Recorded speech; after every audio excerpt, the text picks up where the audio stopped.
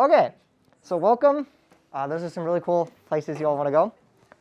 Today we have a lot to cover. I'm not going to cover it all, to be honest with you, but I'll do my best to get through as much of it as we can. So what are we going to talk about? We're going to talk about authorized users versus individual accounts first. So this is something a lot of people get confused on, where they think they have built up credit history by being added as an authorized user, but they haven't. And so that's something that needs to be clarified. We're going to also talk about getting your first credit card. Yay. This presenter remote is not working.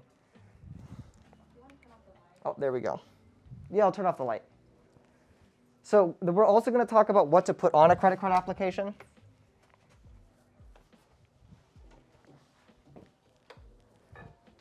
To make sure you get approved. We'll also be talking about creating an initial strategy for cards to get. And then, if we have time, understanding some of the card issuer rules. Because there's a lot of rules and guidelines you need to follow when applying for cards, and it can be tricky to understand them all. But we'll try to cover some of them today. We definitely will not get to all of them today, but in the future we'll cover them. Any questions before we start? Okay, so first we're going to talk about individual versus authorized user accounts. What is an individual account? So when we talk about an individual personal account on your credit report, it's your own account and you applied for the card. You, in your name, directly applied for the card. It isn't through anyone else. You are legally responsible for paying off the charges on that card. It is your card. You took on the burden of the potential debt, and you have to pay it back. These cards fully affect your credit report. These show up on your credit report. They show up in your name, and they show up that you are the primary user of this account and that you must pay off this card. Contrast that with authorized user accounts. So here's our friend Bob. Now, Bob has an Amex Platinum. Bob also has a son named Little Bob.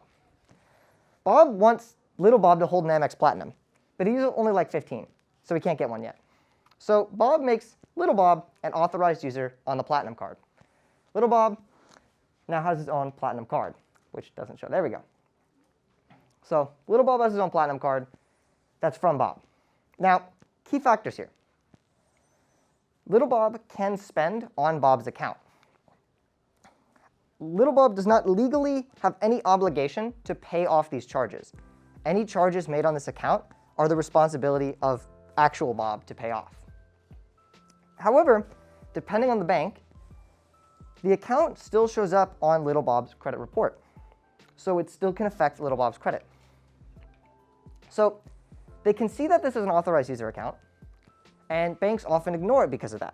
They can see that, okay, Little Bob doesn't have to pay off this card legally. There is no legal obligation to. So why are we going to count this in making a credit decision towards this person if they don't have any legal responsibility to this account? You can use authorized user accounts to artificially increase your credit score. This is going to be called piggybacking, and we're going to talk about it. So this would load.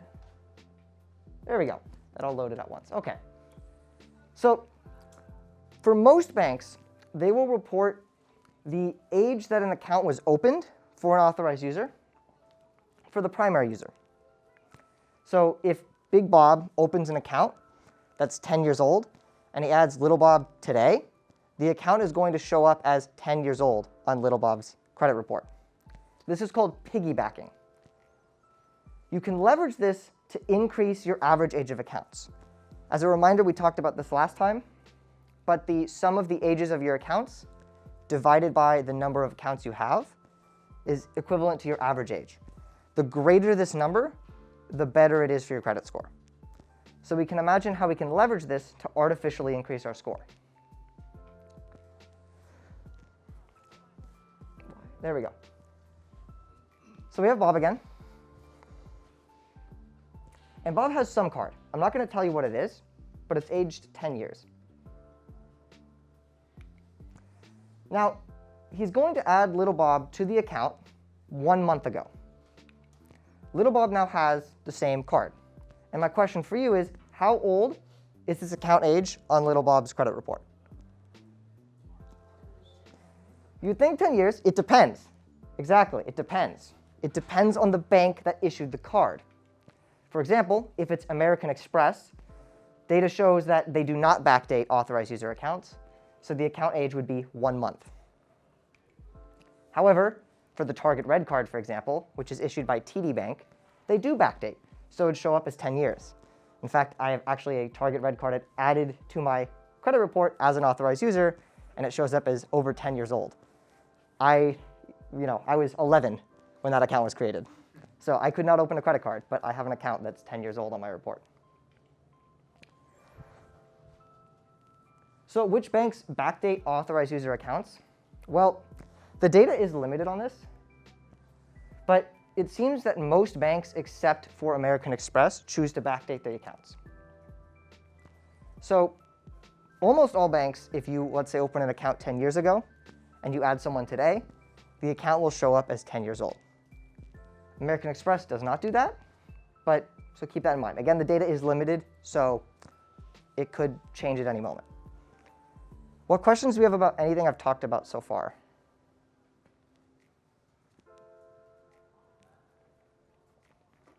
Yes? If you're removed as an authorized user, how does that affect it? Perfect question. Perfect question. We are going to talk about that literally right now, or in 2 slides. So there are some downsides of being an authorized user, potentially. So one, being an authorized user can actually decrease your credit score if the account history is bad for the primary user. Let's say I'm added on a friend's account as an authorized user, and they miss 5 payments. Now, on my credit report, I have an account with a bunch of missed payments. That's bad for me. That does not look good at all. Even though it's not my responsibility to pay it off, it still shows up on my report. So you can remove these. If you call the credit agencies and you tell them, hey, this isn't my account. I was added as an authorized user. I don't have any legal responsibility to pay these amounts. Can you remove this from my report? They will absolutely do that. So yes, the answer to your question is you can absolutely remove authorized user accounts from your credit report. All you have to do is contact the credit agencies, and they will do that for you. And all the bad effects are gone. Any questions?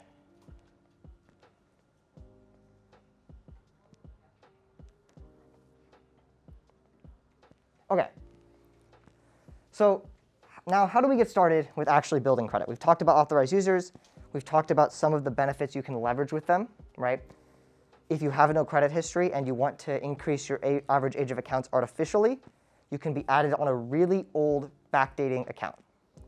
Doing that can make your average age of accounts be so much higher than it would be within even 5 years. Again, the benefits are very marginal to this because the banks can see that it's not your real account. So you can't go start applying for a bunch of premium cards just because you were added as an authorized user. But it is something that does actually increase your score. So OK, we're going to talk about 3 scenarios of the type of credit history you have and what maybe you should do with that. So scenario 1, let's say you have bad credit history. Not no credit history. You've maybe had a credit card, you've had a loan, you've missed payments, you've done something bad to damage your credit. So what should you do? To be honest with you, this is kind of a tricky situation. I don't have any background in credit repair, and it really depends on why your history is bad, the strategy that you should take. Some general advice: you should close fee harvester cards. We'll talk about what fee harvester cards are in just a second. Again, we've kind of talked about this before, but time heals all wounds. It will get better with time. I believe the figure is about 7 years for everything to get wiped off your credit report. You could have had a bankruptcy, you could have had missed payments. I think it's about 7 years. Now, banks can keep internal records on you. That's completely fair game. So let's say you open a bunch of Chase cards, you default on them, 20 years later you try to open new accounts. They can still completely deny you for that. But if I, let's say, defaulted on a bunch of Chase accounts and opened a Bank of America card, they won't see that information after about 7 years. What I will say is just keep making payments if you have a high... Sure. So let's say you have a high balance on your cards, and let's say you miss payments, but you still hold that balance, you still have to pay that off. Keep making the payments, at the bare minimum, just pay the minimum payment, and hold at least one card. If all your cards are fee harvester cards, then just get one decent card and close all the fee harvester. So before we talk about what fee harvester cards are, do we have any questions?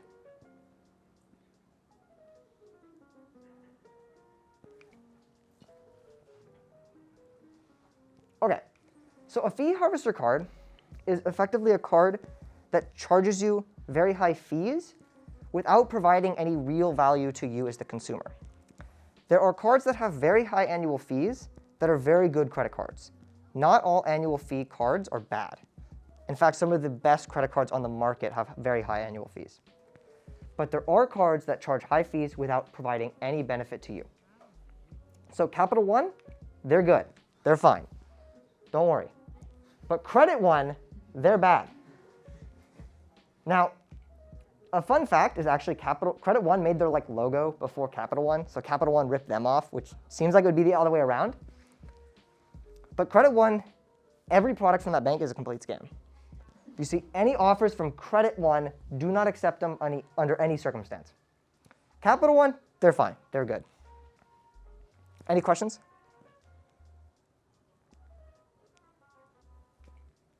Okay, so as an example of what a fee harvester card looks like, this is the Credit One Platinum Visa.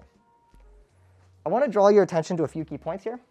So the first, there's a $75 or $99 annual fee, right? $75 for the first year, $99 after that.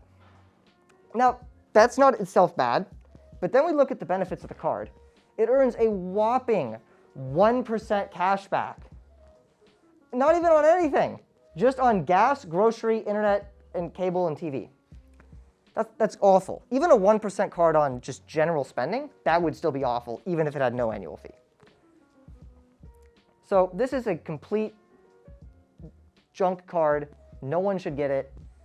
It's pretty much a scam. Now, you'll notice there's a suspicious amount of high reviews. Let's take a look at some of these completely real, not fake reviews.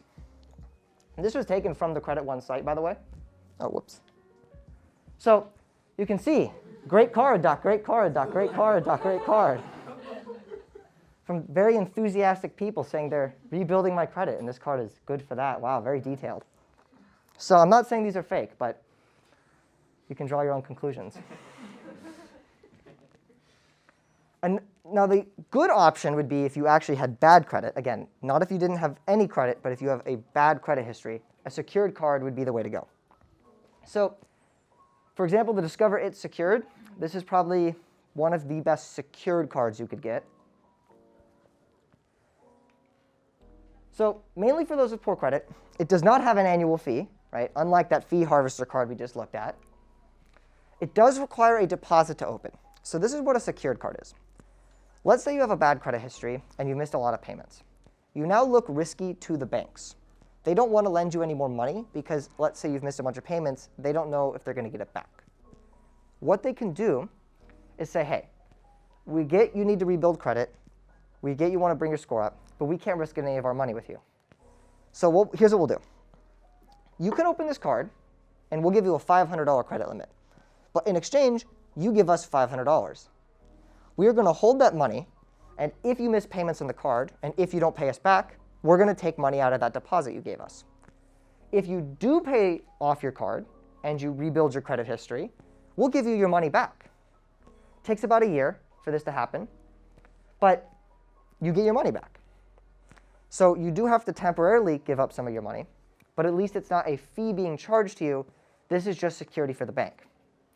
So your credit line is going to be equal to the deposit that you open the card with. So if I give them $1,000, I have a $1,000 credit line. Simple as that. It's usually refunded after around 12 months. For this card particularly, they actually do reviews starting at 7 months, but usually expect about a year in the worst case, as long as you are paying off the card in full.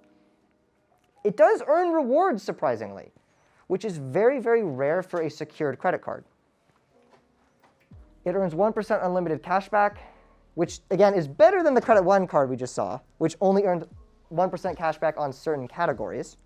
This earns 1% back on everything, unlimited, no fee.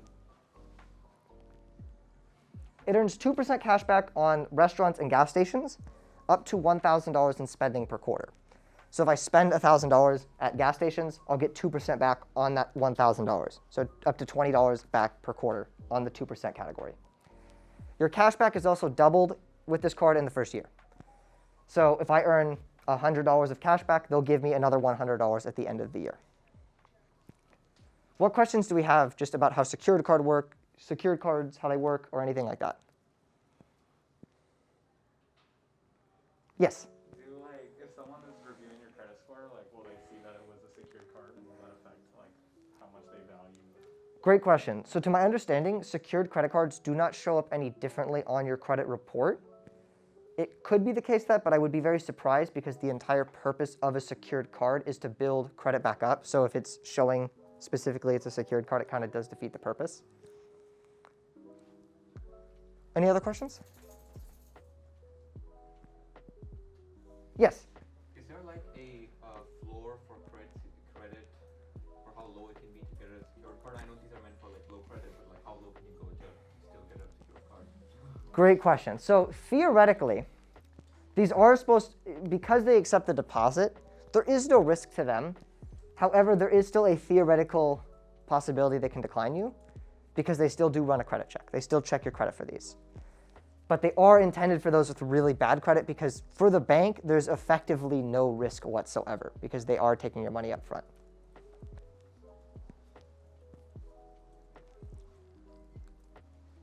Any other questions?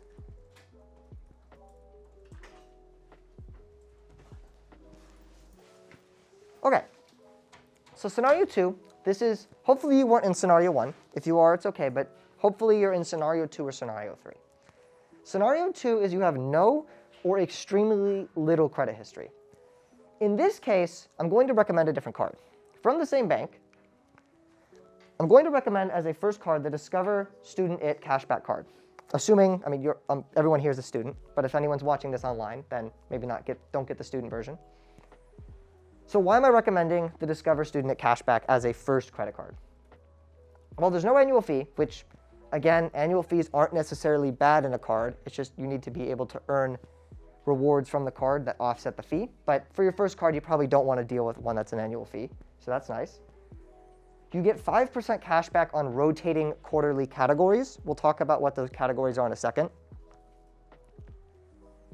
So you can spend up to $1,500 per quarter in these categories to get that 5% back. So if you spend $1,500, you'll get $75 back that quarter.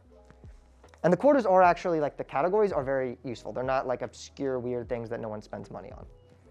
You do get $20 per year for good grades, up to 5 years of having the card. And so how this works is around April, May, you just log onto the site, say, hey, I have above a 3.5 GPA. And they're like, okay, cool, here's $20. So that's kind of nice. It's a nice little treat to get some free money. They don't check, by the way, in my experience. They theoretically can check your transcript, but in my experience, they don't check. Just do with that information what you will. The cashback, similar to the secured card, is doubled within the first year. So this kind of makes it pretty interesting because now this 5% becomes 10% in the first year, which is pretty insane, actually. So if you use someone's referral link, you will get $100 after your first purchase as part of the sign-up bonus. They will also get $100 if you use their referral link. I will not publicly provide my referral link because I don't want anyone to think I'm recommending this card just so I can get some money. But find someone's online. It could be a friend, it could be a family member, it could be anyone's, but definitely use a referral link if you're going to get the card. You won't get the $100 if you don't, and they won't get the $100. So you're pulling $200 out of thin air. So definitely use someone's link. And they're pretty easy to find online, and a lot of people do have the card. So just ask around. So what questions do we have about this card before I kind of show the categories?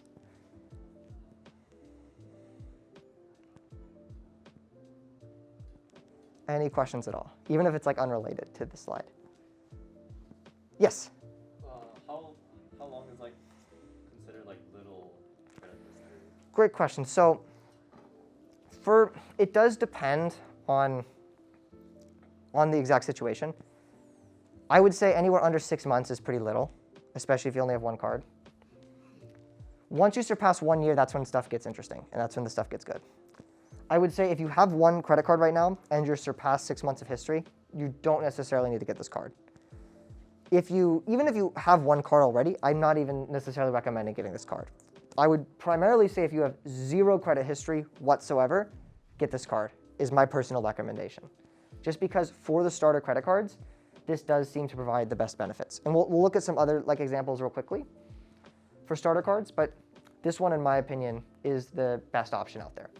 If you have a credit card already, maybe don't get another one yet because there's kind of a future strategy we're going to talk about. I don't know if we'll get to it today, but maybe next time. Yes? Would you recommend this card to someone who's an authorized user and that credit comes up in the report?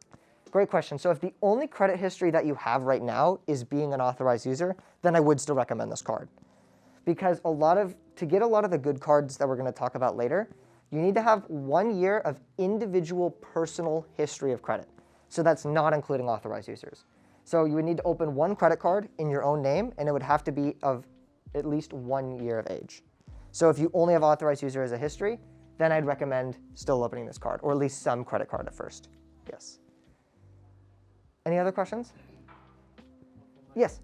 Personal experience, I had this card, and for one of the months, I only spent like $1.5 for parking, and they just wait for my. That's a very good point. Yes. So this is something we haven't talked about yet, but a lot of the card issuers have a policy of forgiving small balances. So if you only charge, let's say, $1 on the card, or let's say maybe up to $2, and just don't.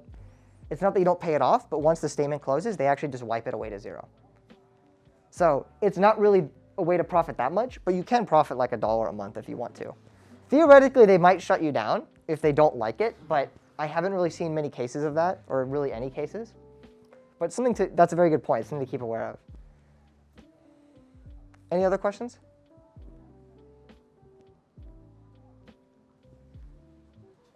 Okay.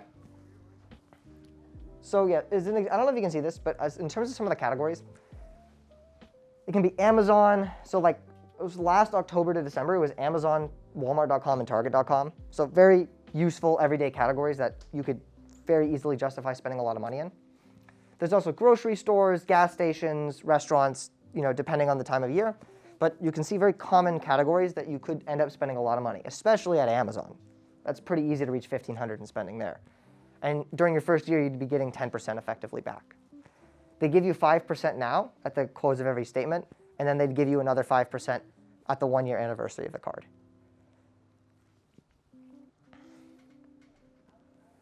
So also just a little quirky thing if you're interested in it, you can actually pick any of your designs if you want to. So they have all these different designs you can pick on their site, and you can, most credit cards don't allow you to do that at all. So if you care about that, that's kind of a fun thing. So okay, I do want to talk about a note on referrals here, because referrals can be very lucrative for credit cards, especially. Easily in the $100 to $200 to $300 range per sign-up that you refer someone. And there's some kind of misconceptions about what people think about referrals.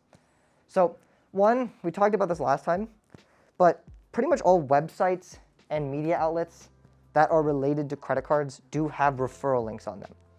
These act as the primary source of income for these sites. And there's nothing wrong with that. There's nothing wrong with a website talking about credit cards and leaving a referral link on there. It's the main source of income for the site, and it can be a win-win situation. They make income, they're able to talk about the benefits of these cards and how to utilize these systems. That's fine. You do need to keep in mind, though, that when a referral link is on a site, you might not always want to follow the direct card recommendation of that site, because they are incentivized to push cards onto you, which give them a higher referral commission. Referrals are still an important part of the credit card game, and we're going to talk about Player 2 mode on the next slide. But they are still a necessary part, and pretty much anyone that's into credit cards should be using referral links to some degree. This isn't a pyramid scheme where you have to go refer 10 people. We're talking about back and forth referrals to what we're going to call your Player 2. So again, it's fine to give someone a referral link, and it's fine to ask someone to use your referral link for a card, as long as you aren't encouraging them to apply for a card that isn't the best for their situation. It's fine to say, hey, I have this card, I really like it, I think it's a good card, as long as they truly believe that. And if that person then chooses to sign up for the card, there's nothing wrong with saying, hey, by the way, would you be okay using my referral link? Oftentimes, referral links lead to higher sign-up bonuses for both parties. And again, the referring party, it's fine to make some income off talking about credit cards because they can help out a lot in terms of what you're able to do. What questions do we have?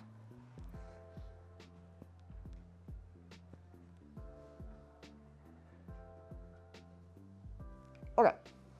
And yeah, we're going to revisit the referral topic later. I do want to talk about what we're going to call player 2 mode. So player 2 is just someone that you want to travel with. So you coordinate your credit card strategy together. It can be a significant other, it could be a friend, it could be a family member. It doesn't matter. It's just someone that you do want to travel with. And the idea is when you have a player 2, you're going to be referring each other back and forth between credit cards. So let's say I sign up for the Chase Sapphire Preferred card. I get my bonus on that. Neither, as of right now, before I signed up, neither me or my player 2 had the card. No one had the card yet. I signed up for the Sapphire Preferred. I get my bonus on that. And then my player 2 is going to sign up for the card as well. I give them my referral link. They earn the same or better sign-up bonus on that card, and then I gain another 10 to 15 to 20,000 points. That's easily between $100 to $400 of value. That way, since we're going to be traveling together anyways, it's a win-win situation. We kind of pulled these points and these bonuses out of thin air. Any questions?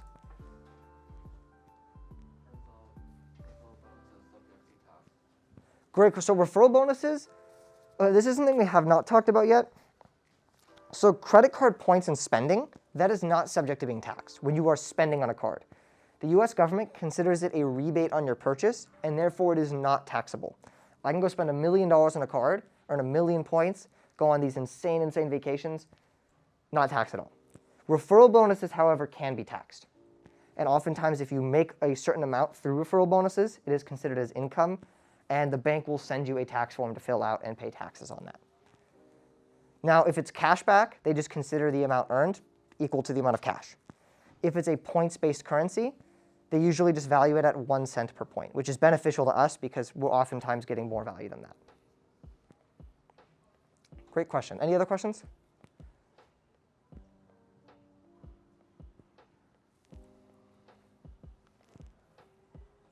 Okay. So there are other starter card options. So there's the Discover It Chrome card. Yes, we've talked about 3 different Discover It cards. There's the Discover It Secured, Discover It Student Cashback, and there's also the Discover It Student Chrome. Personally, I think the Chrome is a worse card. We're not going to talk about the benefits of it, but you can Google what it is. It's a similar cashback card. There's the Bank of America Custom Cash Rewards. This one can be a bit of a trickier approval, so I wouldn't really necessarily recommend it for your first card, unless you have a lot of money in a Bank of America account. There's the Capital One Platinum. This one kind of sucks, to be honest, but you can do it. The Apple Card, a lot of people do like this one. Personally, not my thing, but I can definitely see why you might go for it for the flex appeal of having a metal card for your first. So do the math, right? Only get a card if it makes sense for you. Don't get a card because someone else tells you to get it. Get it because you went through the math, you looked at what you're spending each month and what kind of card you want. Get one that makes sense for you. As a warning, for your first card, you want it to be an easy approval. If you have 0 credit history, or if you only have authorized user history, it's difficult to get your first card. You want to make sure that it's as painless and smooth as possible. So you do not want to be going for premium cards first because you're likely just going to get denied. We talked about hard inquiries last time, where almost every time you're applying for new credit, you're going to receive a hard inquiry. The more of these you have, the more it decreases your score. So when you apply for a card, right, you get the hard inquiry regardless of if you get approved for the card or not. So if I apply for 10 cards and I don't get any of them, that sucks. I just got 10 hard inquiries and I just wasted a lot of score on my credit report. So you want to make sure you're going to get approved. Now, on that note, there are ways to get approved for premium cards before you have a lot of credit history. So you may be able to get a premium card with little to no history if you meet one, two, or both of these, one or both of these factors. So you have a really high income, maybe above 100K, and that's what you report on the application. You could have a good relationship with that bank. By that we mean you hold a lot of money with them. So if you have a Chase account, you hold 20 grand in there, that's definitely not hurting your odds. And that can make them more likely to approve you for one of their premium cards. It's still risky to do this, however. Personally, I would just start with a simpler starter card just to guarantee that approval. There are reports of people getting approved for top tier credit cards with basically no history just because they have a lot of money or a lot of income with that bank. But it can be risky. So, any questions before we move on to the next slide? Yes? I know Chase has a student card. Is that not considered a good one? I just noticed it wasn't on the slide. Great question. So yeah, the Chase does have the student freedom card. It can be okay. The problem with it, I mean, it doesn't really earn that much in rewards, especially compared to the Discover one. And Chase, since it is a student card, it is easier to get approved for that one. But Chase as a first card can be very finicky and very weird. So unless you have a lot of money with Chase and you really want that card, it can be more difficult. Chase is an issue where that is a little tough to deal with, especially at first. But that is a valid option, though. If that's what you want to go, that is still a valid option. Because I know you mentioned at like a previous event, like Chase is a good, I guess, like credit card to be with, or like credit card company to be with. Is having them as your first card increase your chances of getting a second card with them? That's a very good question. So having them being your first card isn't necessarily going to drastically increase your chances of getting a card with them. My recommendation would be to get a easier to get approved starter card. And if you want to increase that chance of being approved for a Chase card after a year of history, have a bank account with them, a student bank account, because they don't charge the monthly maintenance fee, and just keep as much money in it as you possibly can. That's probably the best way to increase your chances. Having credit cards with Chase, yes, that can help. But again, if you just got a credit card with Chase 3 months ago, it's harder to get one now. So unless it's like a year gap, it might not be the best decision. No problem, yeah. Any other questions? Yes? What about banks like Wells Fargo? We're gonna, I have an opinion on Wells Fargo in a second. I don't know if we'll get to it, but I'll try to. Personally, for starter cards, I wouldn't recommend them. Just I don't think their offerings are that competitive. But again, it is up to you in your situation. I did want to talk about keeping track of rewards. So this has to do, one of our guest speakers, he made an app for this.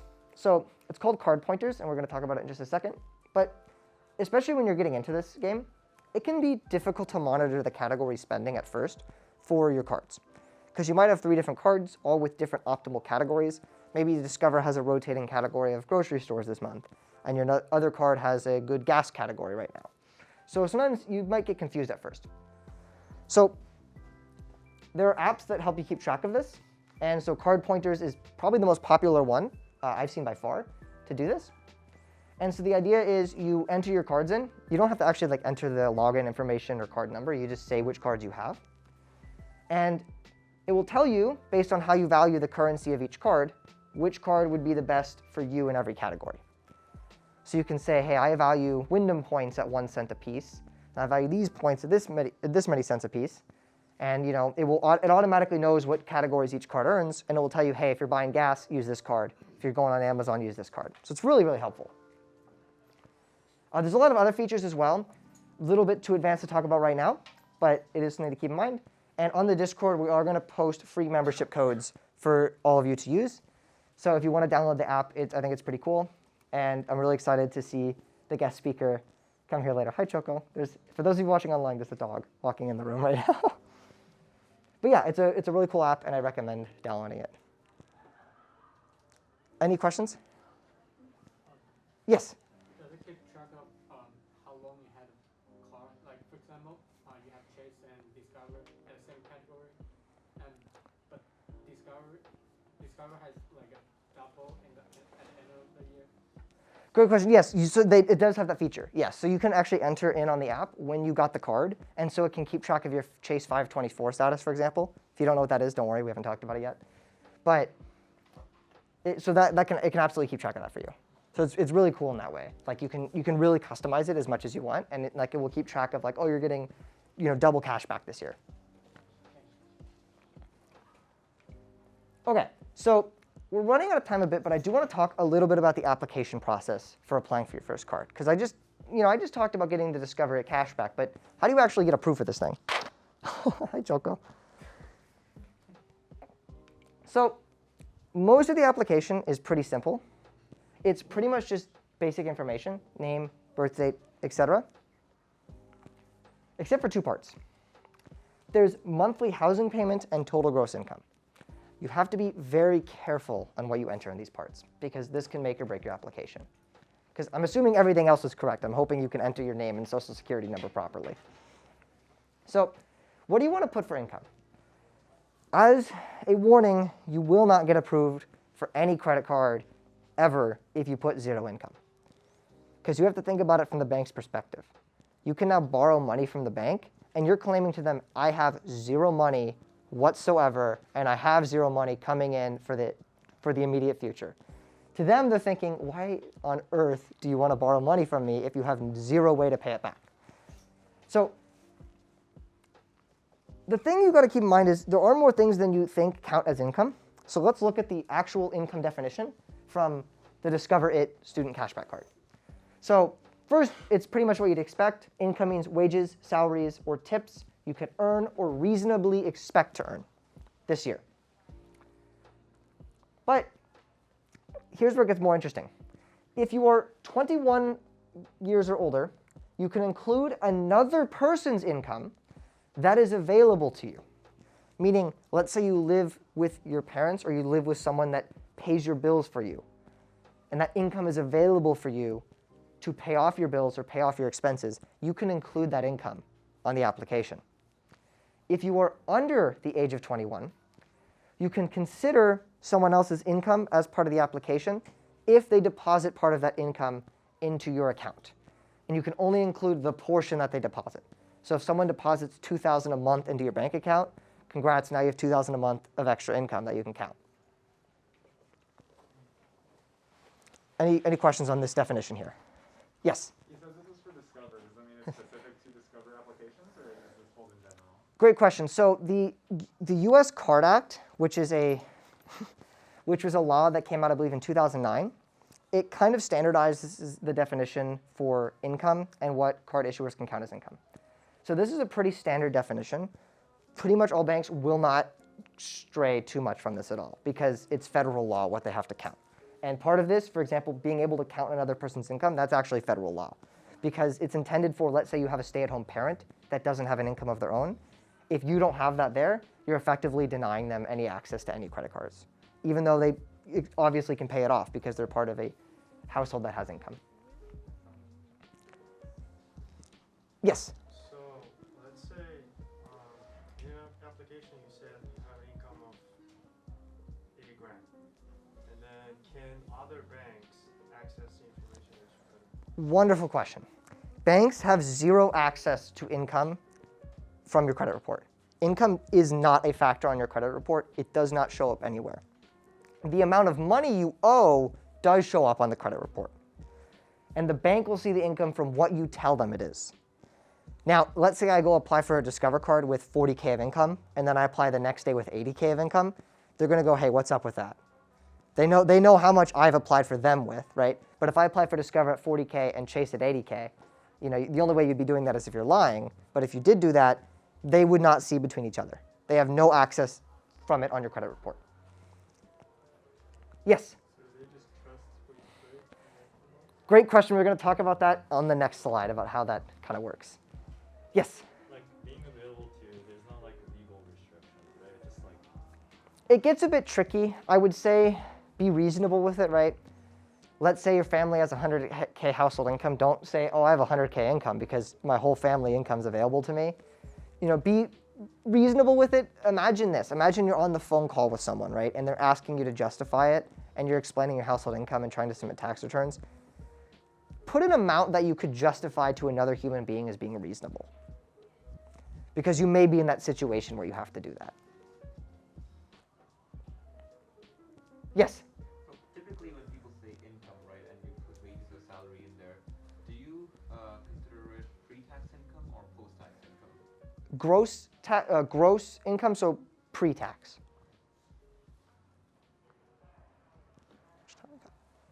Any other questions?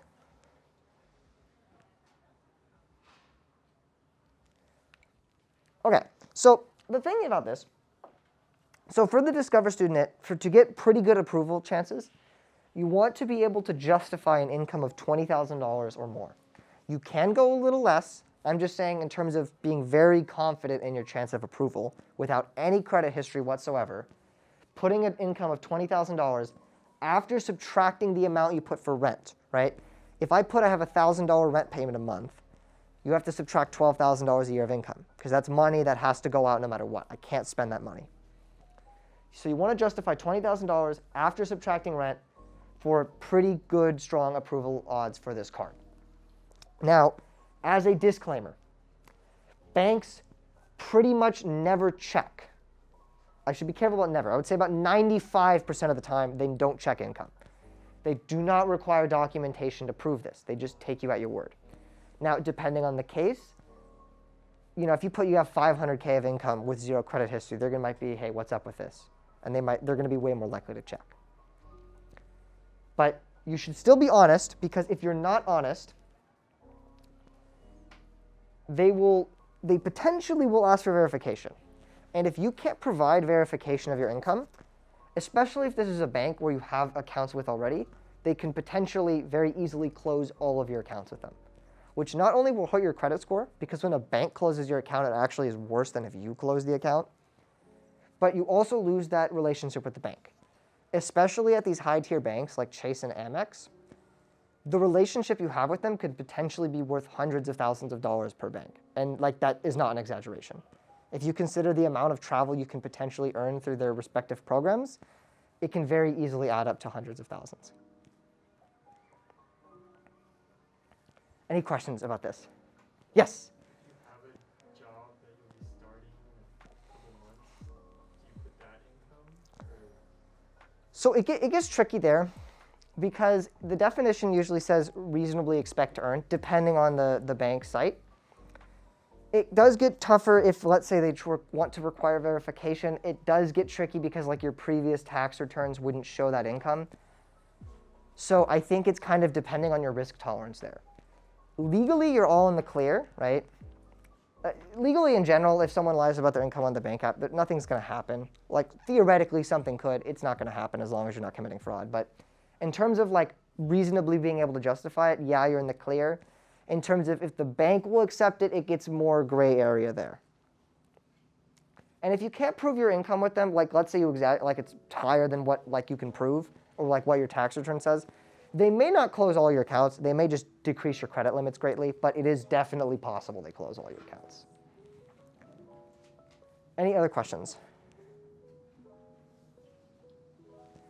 Okay, I know we are out of time. I just wanted to see. Okay, I was going to talk about how we'd be approved, but we're kind of out of time here. So what I'm going to do is jump to the very end for the attendance slides, and then we will cover the rest of this next time. Quite a bit more to cover.